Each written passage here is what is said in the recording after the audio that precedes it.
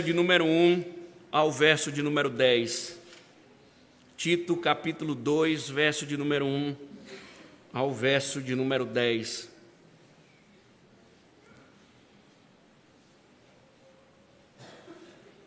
Tito, capítulo de número 2, verso 1 ao verso de número 10.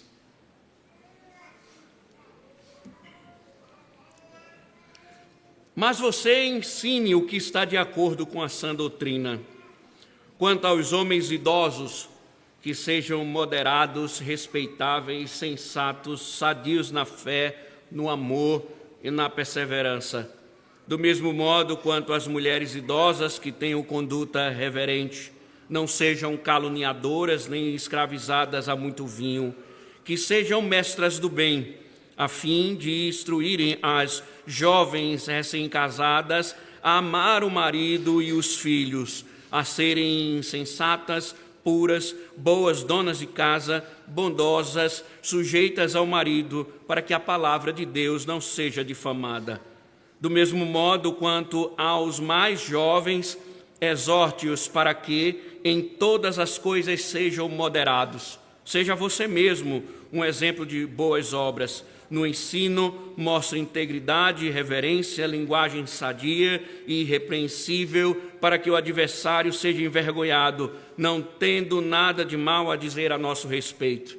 Quanto aos servos, que sejam em tudo obedientes ao seu Senhor, dando-lhe motivo de satisfação, que não sejam respondões, nem furtem, mas que deem prova de toda a fidelidade, a fim de que, em todas as coisas, manifestem a beleza da doutrina de Deus, nosso Salvador. Amém. Podem sentar, irmãos, vamos orar.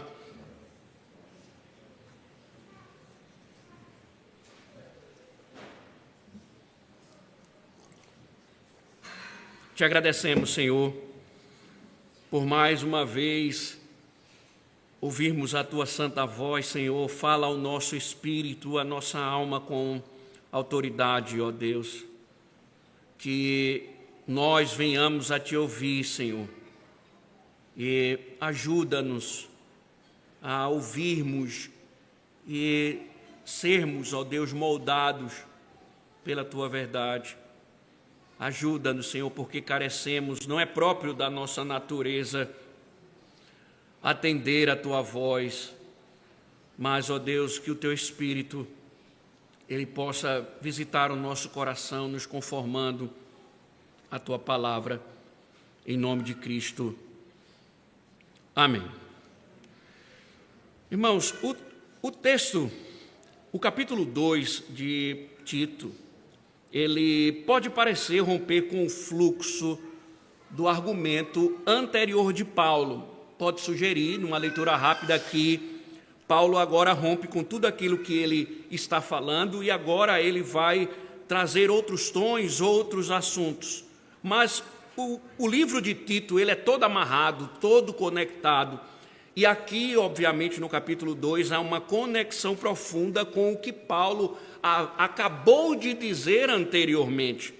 Lembre-se, Paulo ordena a Tito que coloque as coisas em ordem e constitua presbíteros em cada cidade, conforme as qualificações que ele havia dado.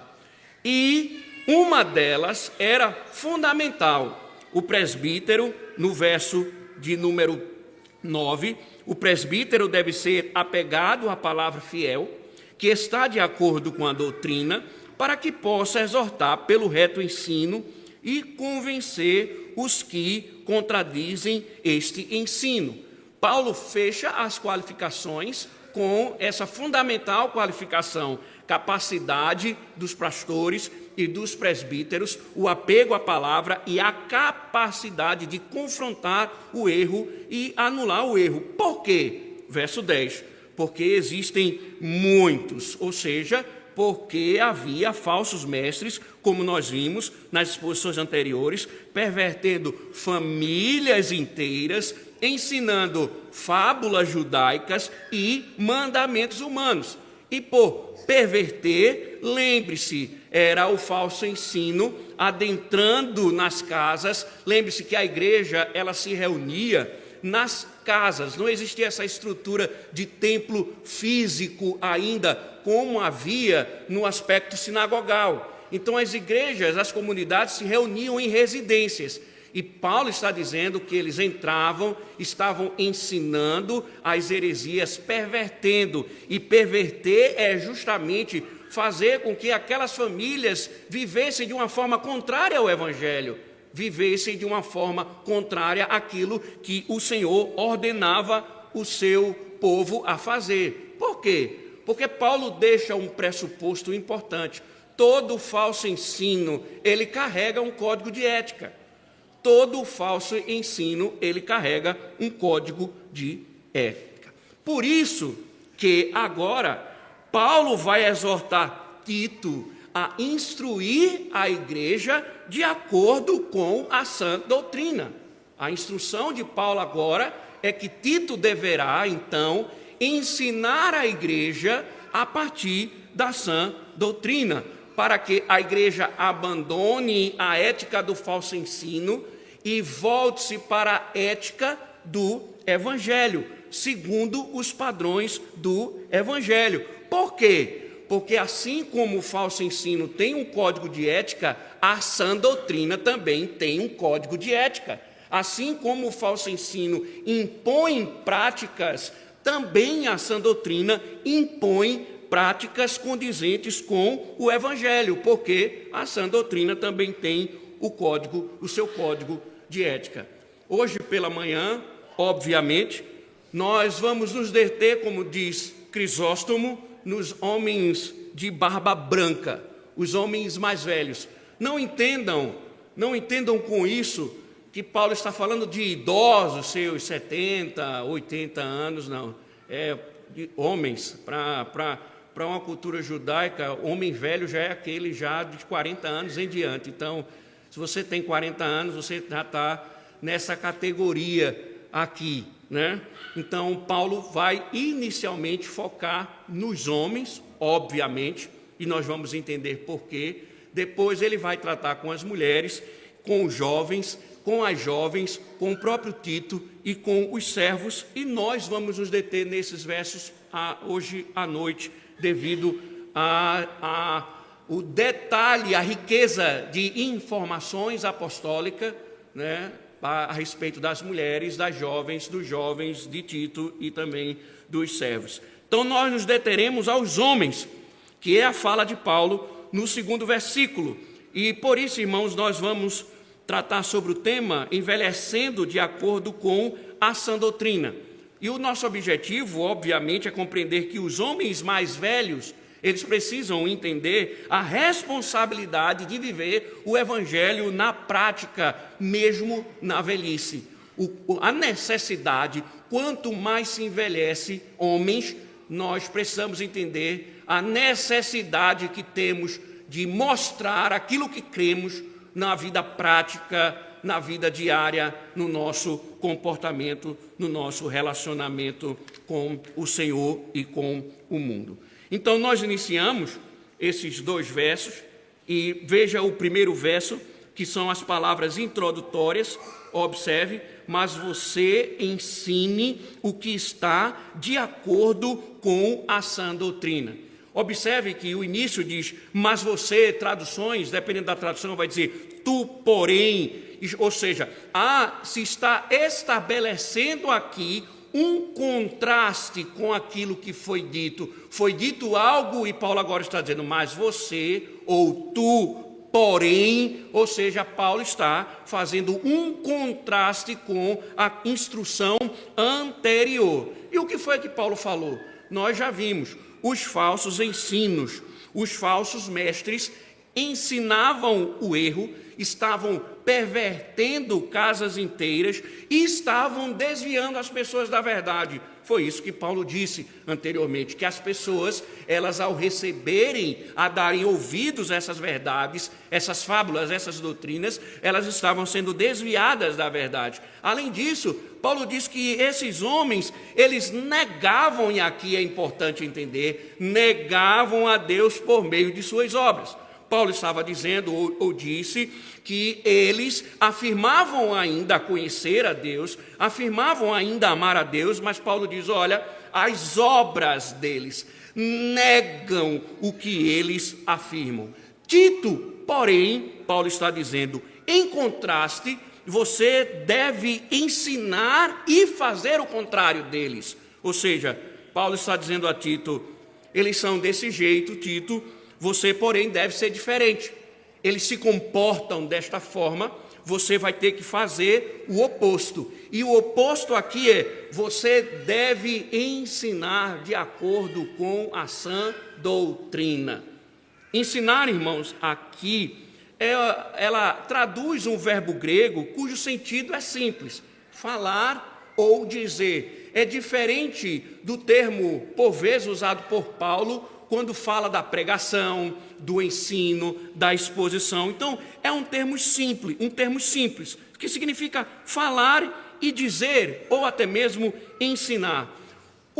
A questão é que o termo, ele ganha o peso, porque a ordem de Paulo envolve um conteúdo.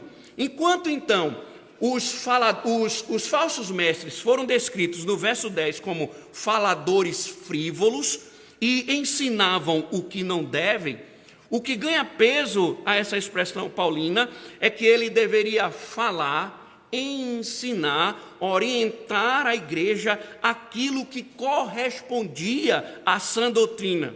Ele deve falar aquilo e se deter à sã doutrina, ao contrário dos falsos mestres. Nós já aprendemos aqui, sã doutrina é um conjunto saudável das verdades reveladas por Deus entregues à igreja. Então, sã doutrina não conota um único elemento doutrinário, um ponto doutrinário.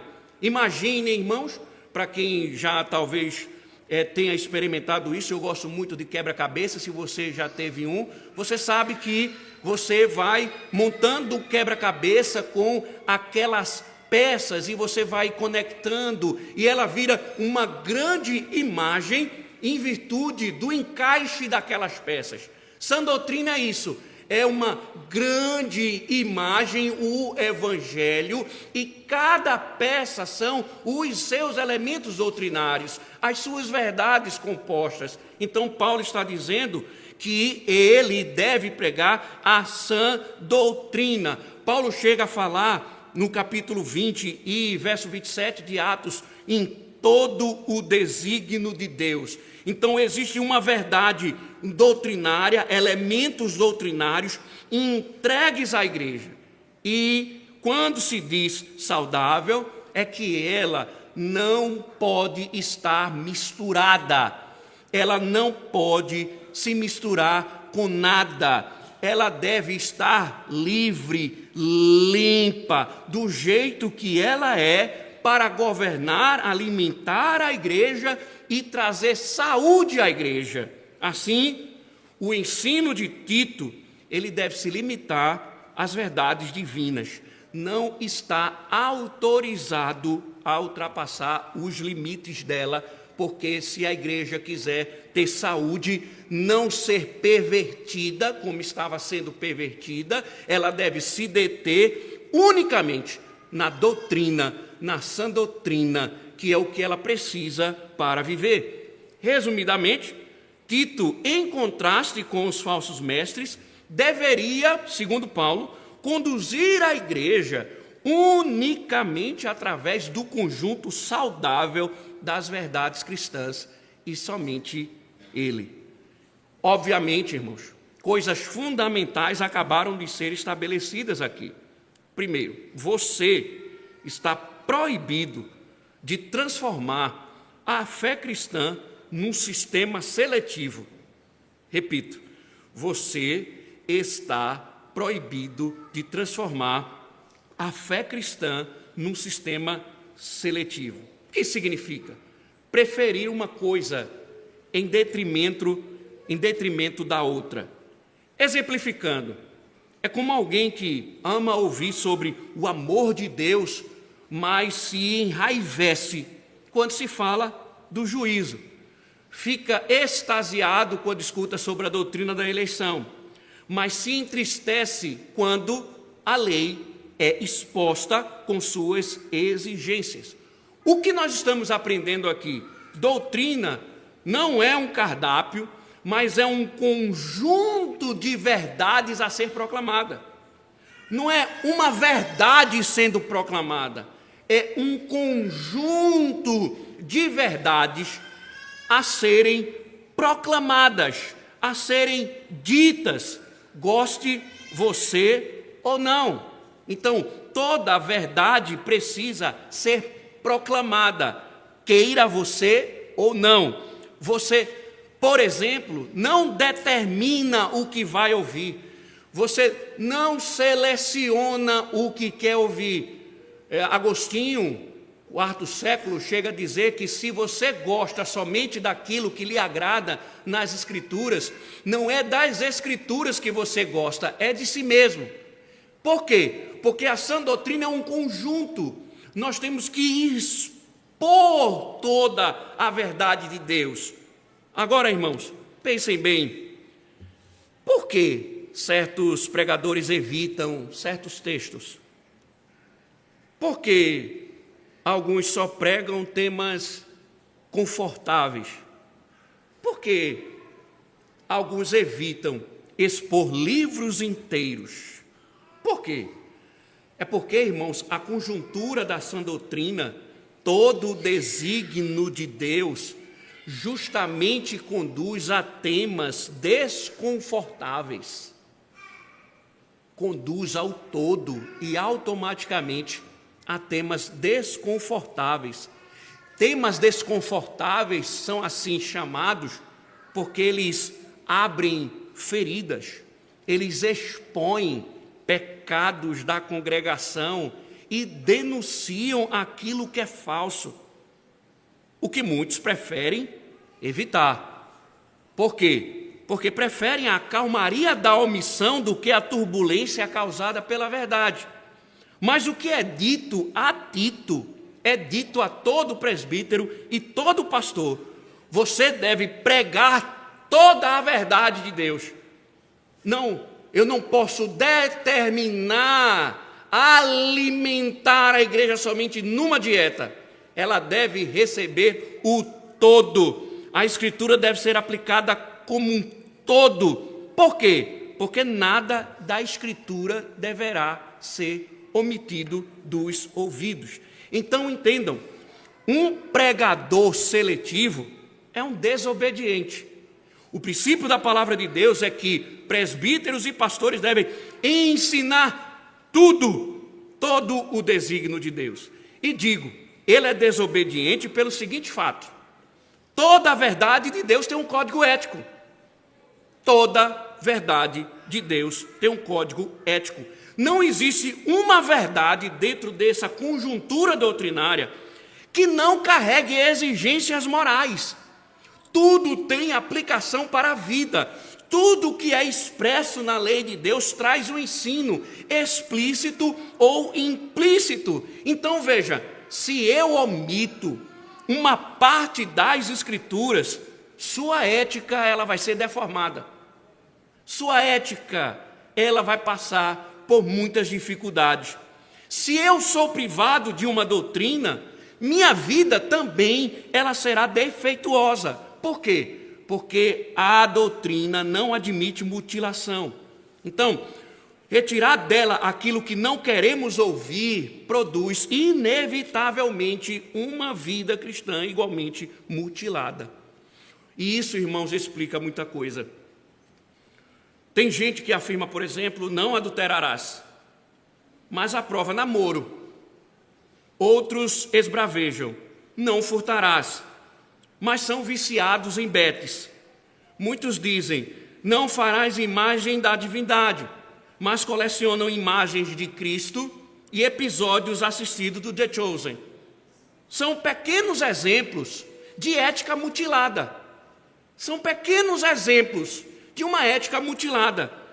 Por quê? Porque não é ensinada toda a verdade divina. Uma ética mutilada.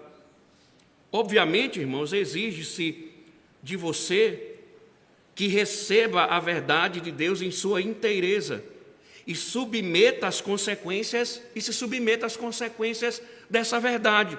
Se Deus revelou, cremos. Se ordenou, obedecemos. Se proibiu, abandonamos. Se instituiu, guardamos. Nós não somos juízes para julgar o que convém ouvir ou o que convém fazer. Por quê? Porque toda a verdade afeta nossa maneira de viver. Por isso que Paulo diz a Tito: pregue, ensine o que está de acordo, conforme a sã doutrina. Obviamente, irmãos, é justamente por isso que Paulo segue com uma série de instruções éticas. John Stott, acho o comentário dele pertinente, ele diz assim: não é para ele satisfazer com abstrações ou generalizações. Pelo contrário, o que deve fazer é estabelecer algumas responsabilidades bem concretas e específicas. Ele está dizendo o seguinte, para que você entenda: não basta lidar com ideias vagas ou princípios genéricos. É preciso transformar esses princípios em deveres concretos. Vou te dar um exemplo. Alguém diz: preciso ser um marido melhor. Bom, o que isso significa? O que isso quer dizer? Isso é um princípio genérico ou uma realidade ampla. Como é? Não adulterarás, não furtarás. Essa é uma realidade ampla. Agora, o que é uma realidade concreta? É como isso afeta os elementos cotidianos. Como isso vai afetar decisões, comportamentos. Então, qual é a realidade concreta? É quando o marido diz: preciso ser um marido melhor. Sendo mais específico, preciso separar tempo para conversar com a minha esposa. Eu preciso ouvir a minha esposa melhor. Eu preciso dar mais atenção à minha esposa. Eu preciso ajudá-la com determinadas tarefas. Eu preciso orientá-la melhor. Eu preciso conduzi-la mais diante do Senhor. Então, veja, ele sai de uma realidade genérica e ele vai para a praticidade da coisa, aplicando a lei do Senhor. É isso que Paulo quer. Paulo quer que vá para os elementos concretos.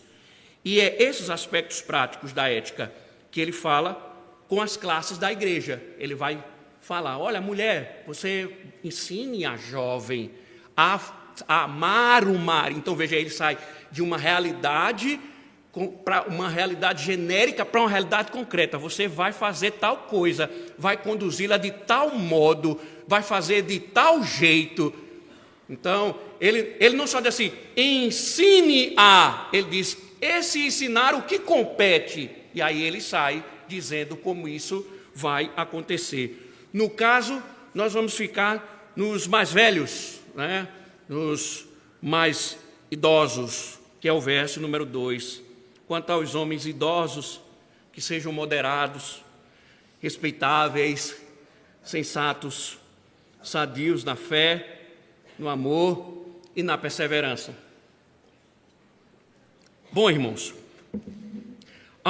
às vezes, pode se confundir, porque alguém pode achar que Paulo está se dirigindo aos presbíteros por causa da expressão grega que é usada aqui. Só que vocês devem lembrar que o termo presbítero, ele carrega a ideia de um homem que ele é maduro, O termo usado por Paulo aqui, ele aponta justamente isso.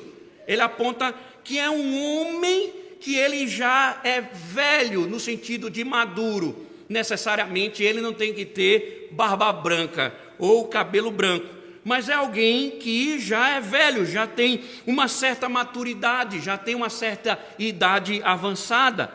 E, evidentemente, pela sua relação com o termo presbíteros, automaticamente, Paulo esperava que os oficiais da igreja sairiam justamente desse núcleo, de homens maduros, de homens mais velhos. Então, Paulo não está falando aqui dos presbíteros, mas de homens já que estão numa certa idade, 40, 50, 60 anos, homens maduros, reconhecidamente maduros, e que desses homens viriam os futuros oficiais. Por isso que as qualificações, elas são semelhantes. As qualificações que são exigidas a esses homens são também semelhantes às exigidas aos presbíteros. Ou seja, observe que Paulo ele está dizendo que existe uma maneira cristã de envelhecer. Há uma maneira cristã de envelhecer. Ou seja, a sã doutrina não determina apenas aquilo em que o homem deve acreditar, mas determina também o tipo de velho que ele deve ser, o tipo de homem que ele deve ser, que ele deve se tornar. Então, a ética cristã, ela reivindica até as ovelhas de barba branca, citando novamente Crisóstomos. Óbvio, há certos erros de conduta que são decorrentes da idade, que nós muitas vezes, nós fragmentamos a igreja, nós dividimos a igreja, como se o pecado, como se a ética, as coisas fossem exigidas de certos núcleos e não de outros. Já falei para vocês aqui um exemplo, um pastor, amigo nosso, pastoreava uma igreja, e ele disse que na igreja dele tinha uma fofoqueira mó. Nós vamos ver à noite sobre isso. Uma mulher que gostava de fofoca, ela transpirava fofoca, né? E ele disse, não, eu preciso fazer um sermão para ver se eu amputo a língua dela. E aí ela já era uma senhora de cabelos brancos, grisalhos, idosa.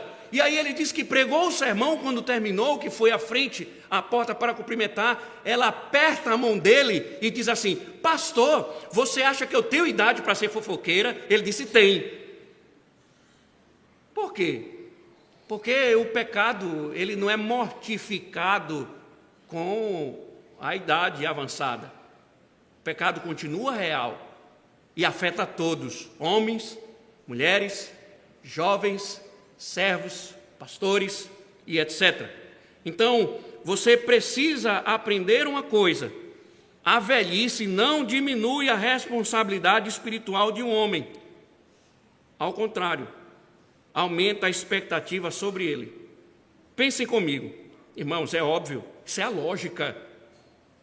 Quando você era jovem, que você hoje já está com uma certa idade, você olha para trás e diz, quanta besteira eu fiz na minha juventude, quantas coisas eu poderia ter evitado, quantas atitudes impensadas. Por quê? Porque você evoluiu, você amadureceu, você cresceu, você está experiente. A imagem espiritual é a mesma. Imagine tantos anos ouvindo sermões, tantos anos ouvindo as Escrituras, tantos anos orando, tantos anos sendo exortado, sendo corrigido, lidando com o sofrimento, lidando com a providência e o sustento de Deus. Obviamente, o que é que o Evangelho espera? Espera que nós temos um homem maduro. Espera-se um cristão maduro. Mas por que Paulo orienta? Porque sabemos, né, irmãos? Muitos permanecem os mesmos. Não amadurecem, não crescem, não evoluem. Você olha, irmãos, às vezes na igreja, membros, o que é que você percebe? Eu sou o dinossauro da igreja, pastor. Eu fundei esta igreja. Eu comecei aqui. E você observa no tato, na lida, pessoas que não cresceram e não amadureceram. Pessoas que continuam infantilizadas. pessoas que continuam do mesmo jeito, não cresceram. Por isso que a Escritura, ela é clara, a infantilidade é uma anomalia espiritual, não é algo a ser louvado, mas algo a se arrepender, porque se espera a maturidade, e no caso dos homens, em especial aqui, por isso que Paulo começa dizendo, sejam temperantes. Ora, o mesmo termo aplicado aos presbíteros, aos pastores, que significa a mesma coisa. Homens, vocês não vivam governados pelos próprios apetites ou desejos. Observe, irmãos, o pressuposto paulino é que a idade, ela não anula nossas inclinações carnais. Nós ficamos velhos, vamos envelhecendo, mas nossos desejos continuam nos assolando, nossos pecados continuam nos assediando, nossas concupiscências vivem nos influenciando. A idade, ela não vai nos tornar imune às nossas fraquezas. Então Paulo está colocando aqui algo verdadeiro. Olha, você vai ficar velho, você não vai ter as suas inclinações carnais mortificadas. É feito um erro, por exemplo, de jovens que para fugirem da tentação sexual, eles se casam, mas casamento não anula a nossa corrupção sexual. Casamento não vai nos tornar numa pureza plena. Nós seremos tentados a violar o 7º mandamento, a ter outras mulheres, a ter outros namoros, porque o casamento não anula, a idade também não. Mas Paulo está dizendo, de homens mais velhos se exige mais, e eles precisam dominar seus apetites, seus desejos não podem estar ordenando a sua vida. Dinheiro, sexo, comida, jogos. Você vê homens que envelhecem, mas continuam amantes do dinheiro, continuam influenciados pela sexualidade do mundo, comilões. Eu vi uma reportagem, acho que foi ontem, dizendo que pastores obesos estão desqualificados para o ministério. Eu mandei logo para 2 amigos meus, vocês não conhecem nadinha, rindo, né? Mas Paulo diz comilões, né? O pecado da comilança, ou seja, o prazer governa o homem. Por isso, irmãos, é estranho homens mais velhos carregando apetites e se comportando como adolescentes desenfreados. Você vê homens velhos que parecem adolescentes nas suas atitudes. Paulo está dizendo, domine suas paixões, domine seus desejos, suas inclinações. Você deve ser assim. Depois Paulo diz, respeitáveis. Aqui é um termo grego interessante porque traz a ideia de honra, seriedade, que não tem nada a ver com gente carrancuda que resume a santidade num bico fechado. Porque tem gente que confunde piedade com semblante mal lavado. Eu sou piedoso. Paulo não está dizendo isso. Paulo não está proibindo a alegria. Paulo está dizendo aqui, homens mais velhos, eles não podem ser infantis. Eles devem revelar maturidade, não imaturidade. Por quê? Porque a idade, irmãos, ela naturalmente deve imprimir seriedade. Exige-se então, Paulo, que o homem mais velho ele seja maduro. Sua idade deve imprimir respeito. Mas percebam, não é curioso observar que os homens envelhecem e eles têm vergonha de amadurecer. Eles sentem vergonha. Eles querem a cada dia ter a aparência da juventude. E aí, irmãos, isso muitas vezes se revela em comportamentos. Querem continuar pensando como meninos, comportando-se como meninos, divertindo-se como meninos, assumindo responsabilidades como meninos e desrespeitosos como meninos. Paulo diz aos homens, levem a vida a sério. Sejam maduros, não infantis. Não sejam moleques, sejam homens. É isso que exige de vocês. Não é infantilidade, não é um comportamento infantil. Paulo está dizendo: ensina Timóteo, a Tito, aos homens da igreja de Creta, que eles precisam ser sérios. Não é que eles não devem sorrir, mas que eles devem mostrar seriedade, não molecagem. Eles precisam ser homens. Obviamente, irmãos, a terceira palavra, Paulo diz, é sensatos. Sensatos. Aqui, irmãos, também lembre-se daquilo que já foi dito aos presbíteros, aos pastores. Quando você pensa, cujo sentido aqui, a sensatez, é alguém de mente equilibrada. Alguém que governa a si mesmo pela verdade. É um indivíduo racional, que não é emotivo, mas ele é razão pura. Ele é razão pura, porque ele é governado pela verdade. E aí Paulo vai aprofundar isso, dizendo: sadios na fé, no amor e na perseverança. E aqui, irmãos, nós observamos a ligação perfeita com o verso 1. Sã doutrina, sadios na fé, no amor e na perseverança. Ou seja, sã doutrina aplicada produz homens sadios. Sã doutrina aplicada à vida produz homem maduro. Não doente, não fraco, não sensível, não infantil. E aí Paulo diz: saudáveis na fé, no amor e na perseverança. Irmãos, o que quer dizer sadios na fé, que é uma fé não doente, mas uma fé saudável? São homens, irmãos, que o tempo vai passar, mas ele vai continuar com suas convicções. Já lidou com a vida, com suas dificuldades, já sepultou pessoas, parentes, sofreram decepções, atravessaram crises. Enfim, homens que lidaram com muitas coisas na vida, mas continuam crendo. Continuam crendo. Continuam confiando em Deus, sadios na fé. E há algo, irmãos, belíssimo nisso.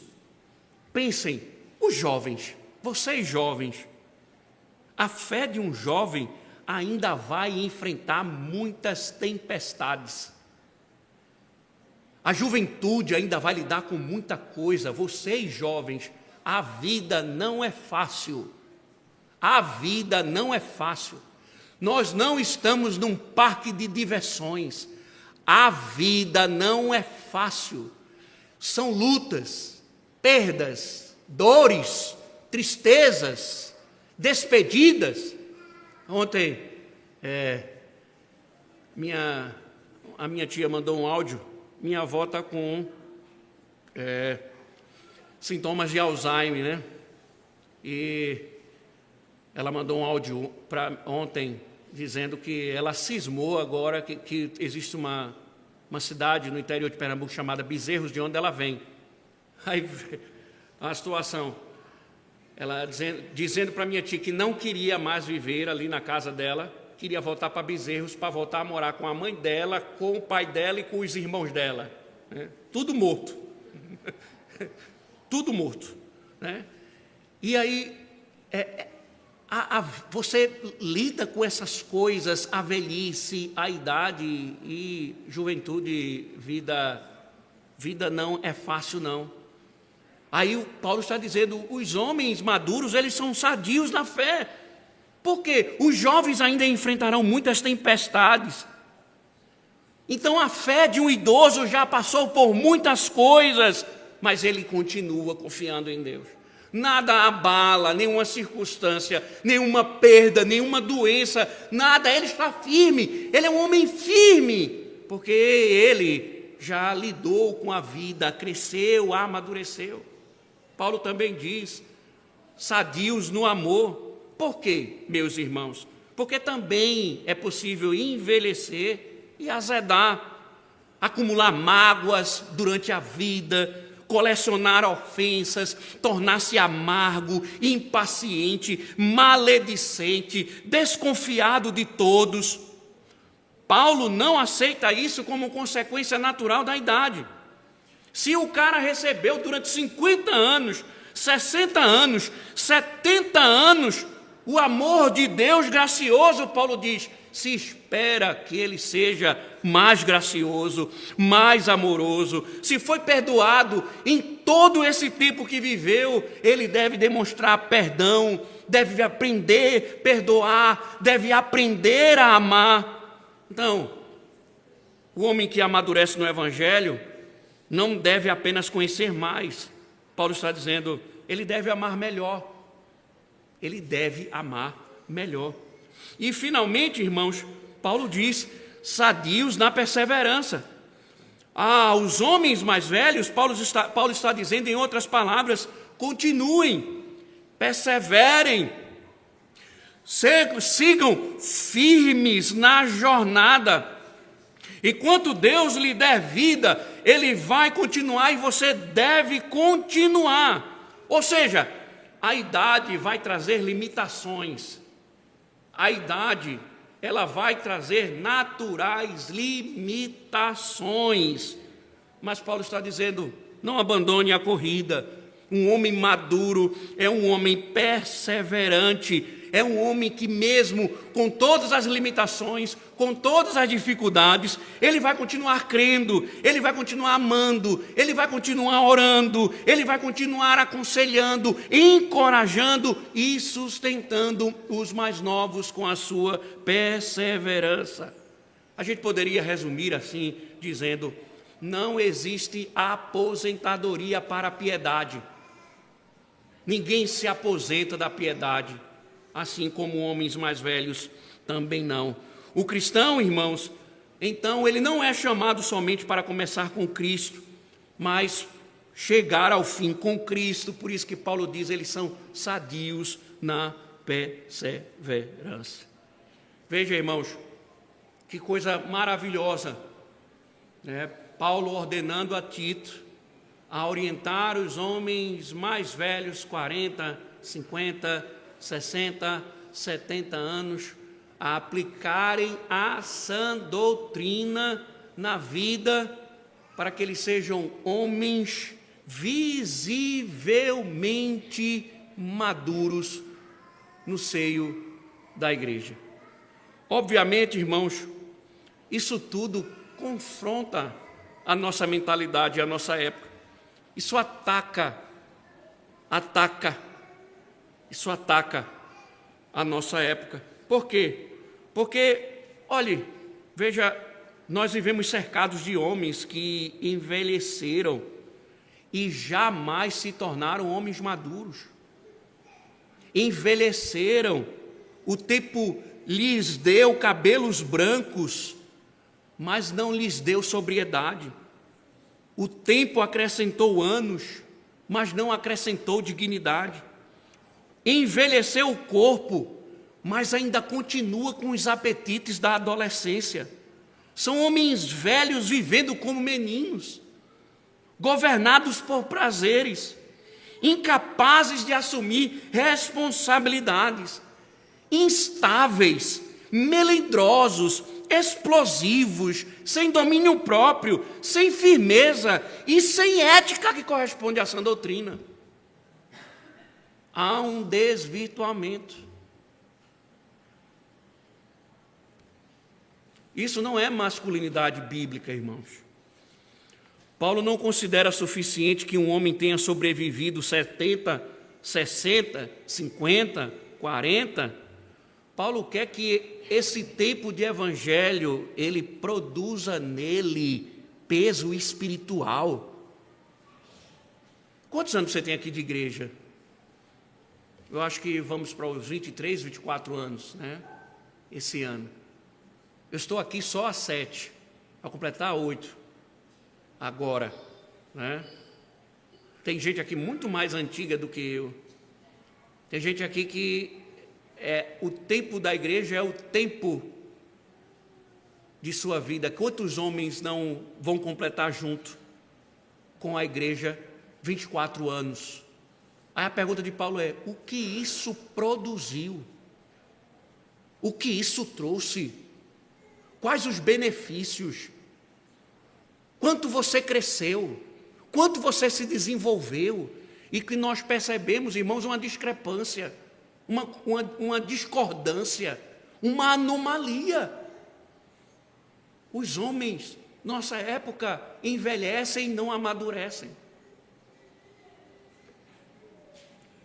Paulo espera, irmãos, que os homens mais velhos sejam homens que os jovens olhem e pensem: é assim que eu quero ser quando eu envelhecer.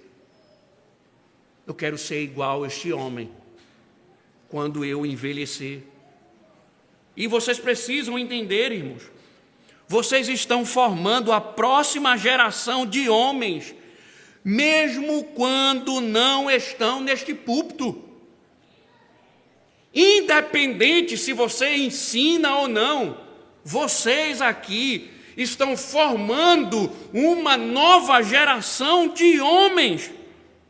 São os jovens que observarão como vocês tratam suas esposas, como vocês governam seus desejos, como vocês recebem correção, como vocês suportam o sofrimento, cumprem responsabilidades, enfrentam frustrações e permanecem firmes quando a vida aperta. E eles, os jovens, precisam encontrar nesta igreja homens e não adolescentes envelhecidos. Nós precisamos, irmãos, de homens de verdade, maduros.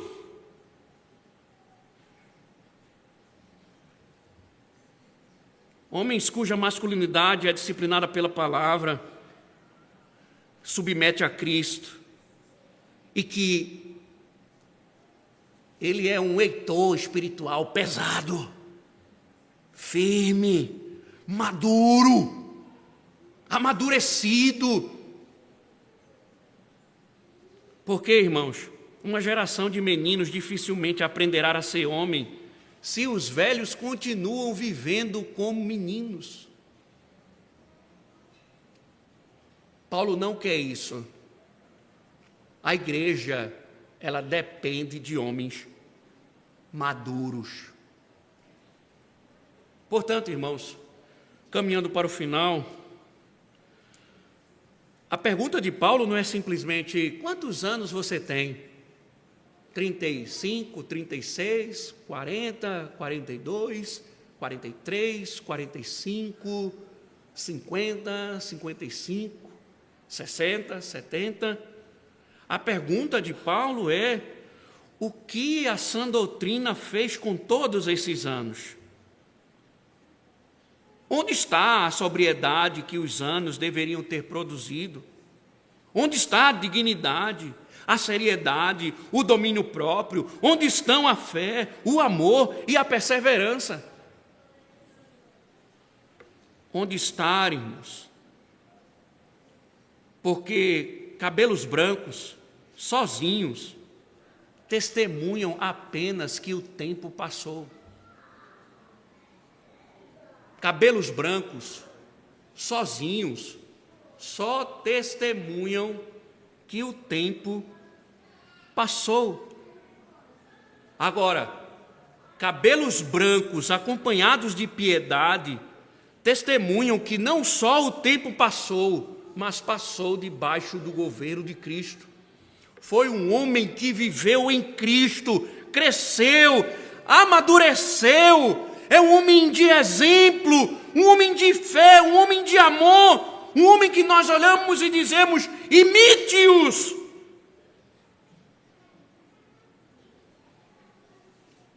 É desse tipo de homem velho que nossas famílias precisam, que nossos jovens precisam, e que a igreja desesperadamente precisa voltar a produzir.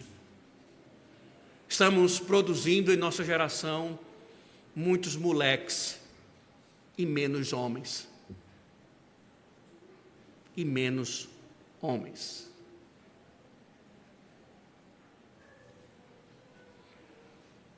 Eu finalizo dizendo uma coisa, irmãos, mas nenhum de nós deve sair daqui simplesmente pensando: preciso me tornar um homem melhor.